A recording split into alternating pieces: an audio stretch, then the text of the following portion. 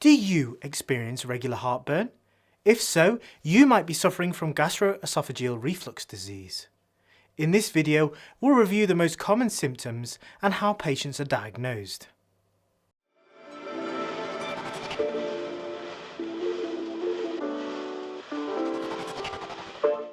Welcome to JHP Medical. I'm Doctor Hart-Pinto, and if you like this video, please subscribe and click the notification bell so you don't miss out on any of our latest videos. So what is gastroesophageal reflux disease? Whilst it may be normal to experience symptoms of reflux from time to time, if you suffer from repeated episodes of heartburn, a diagnosis of gastroesophageal reflux disease is likely. This condition is also known as GERD in the US and GORD in the UK. Reflux or heartburn is the burning sensation you experience when acid from your stomach travels back towards your throat. So why does it occur? There are several reasons why gastroesophageal reflux can occur, the first of which is the failure of the lower esophageal sphincter. Under normal conditions, your gullet, also known as your esophagus, permits the passage of chewed food into the acid-containing stomach. Where your gullet meets the top of your stomach, a ring of strong muscles exist called a sphincter. This ring of muscles normally relaxes to permit the passage of food into the stomach. Subsequently, this muscular ring contracts, creating a seal to prevent the stomach contents travelling back up into the gullet. If a failure of the sphincter occurs, acid and partially digested food contents can travel into your gullet, giving you the symptoms of reflux. H. pylori is a bacteria which can worsen your symptoms of reflux. The infection can also cause ulceration of the stomach or even your bowels. Failed peristalsis. So normally in response to reflux acid and partially digested food contents, your gullet will create a downward wave of muscle contractions known as peristalsis. This directs any regurgitated food contents back towards the stomach. Where this fails, reflux can occur. Gastroparesis. You may also be suffering from symptoms due to the slower movement of stomach contents into your bowels. Where a delayed passage occurs, your risk of refluxing stomach contents increases. Hiatus hernias. So for a few patients, the uppermost part of your stomach may lie within your chest rather than your abdomen. This unusual positioning of the stomach reduces the efficiency of the muscular sphincter at its entrance. If you have this, your doctor will call it a hiatus hernia. Who gets gastroesophageal reflux disease, and are there any risk factors? Gastroesophageal reflux disease is a very common condition. It affects around 1 in 4 people.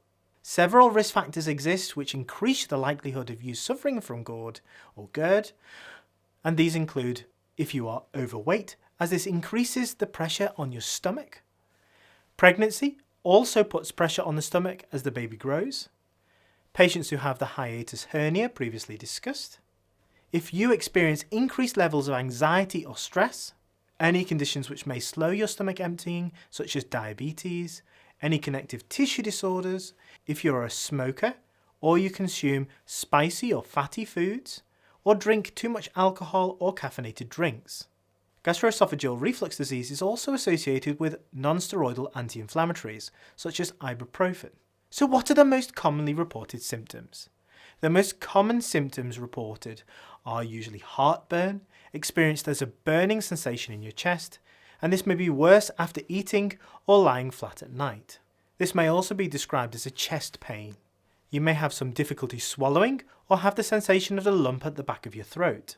You may get regurgitation of food or liquid and may experience an acidic or metallic taste in your mouth.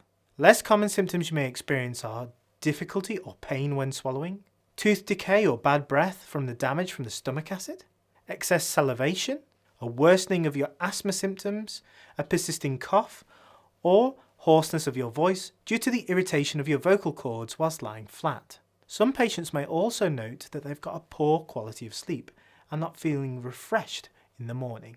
So there's a number of red flags that we need to look out for. Some of the symptoms of gastroesophageal reflux disease can cross over with other serious conditions, including cancers.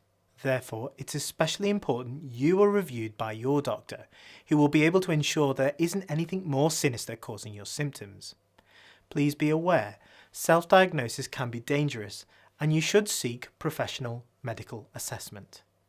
If you're experiencing any of the following symptoms, then you should seek an urgent review with your doctor. If you notice any evidence of blood present in your vomit or in your poo, a development of a swelling or mass in your tummy, reduction in your appetite or unexplained weight loss, any difficulty swallowing or persisting vomiting, or any persistent symptoms despite medical treatment. So how will my doctor diagnose my GORD or GERD?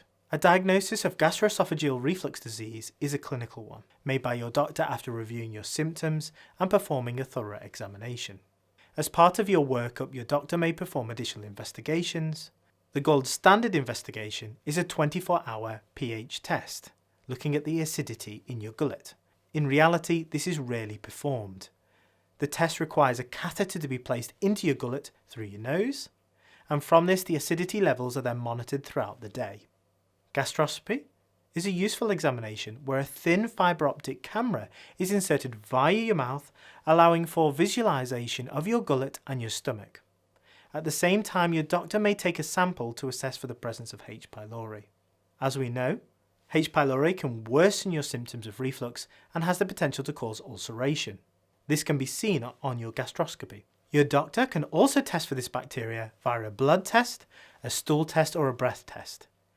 In addition, your doctor might order some additional blood tests to rule out any anemia and organise a special X-ray examination called a barium meal to assess for the presence of a hiatus hernia. I hope you've enjoyed this video reviewing the common symptoms of gastroesophageal reflux disease and how your doctor can diagnose you with this condition. If you're experiencing any of the symptoms above, please make an appointment with your doctor to confirm whether or not you are suffering from GORD or GERD.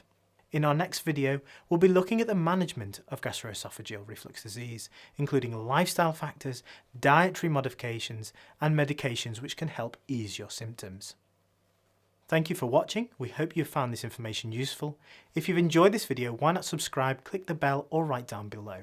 Of course, this video does not provide any individual medical advice and is intended for information purposes only. Do not consider this as a substitute for professional medical advice, diagnosis or treatment. Please do not ignore professional medical advice in seeking treatment because of something you have heard here.